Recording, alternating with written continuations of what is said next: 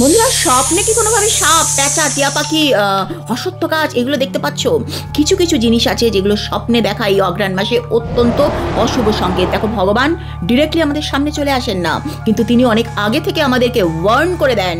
আজকে বলবো কি সেই জিনিস যেগুলো দেখা অঘ্রাণ মাসের স্বপ্নে অত্যন্ত খারাপ। বন্ধুরা, স্বপ্নে যদি সাপ দেখো, যে সাপ কোনো না কোনোভাবে তোমাকে তাড়া করে বেড়াচ্ছে, তাহলে পরে বুঝবে তোমার জীবনে কোনো গুপ্ত শত্রু আছে। যে শত্রু তুমি হয়তো বুঝতে পারছো না সামনে, কিন্তু সে তোমাকে চায় তোমার জীবনে ক্ষতি হোক, বড় সড়ো একটা সর্বনাশ হয়ে যাক। কারণ স্বপ্নে দ্রষ্টম না নশ্যতি কথায় বলে, অর্থাৎ স্বপ্নে তুমি যা দেখছো সেটার কিন্তু কোনো না কোনো ফল আছেই। স্বপ্নে টিয়া পাখি দেখলে কিন্তু অত্যন্ত শুভ, খুব তাড়াতাড়ি তোমার ধনলাভ হতে চলেছে।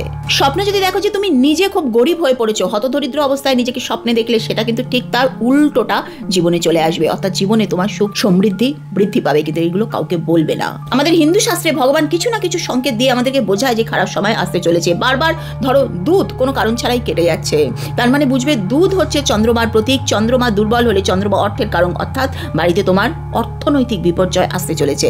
দুধ বারবার উতলে পড়ে যাওয়া, সেটাকেও কিন্তু অত্যন্ত অশুভ সংকেত মানা হয়, কারণ কি আগুনকে মঙ্গলের কারক মানা হয়। সুতরাং এই জিনিসগুলো যদি বারবার তোমার জীবনে ঘটে, ওয়ার্নিং দিচ্ছে।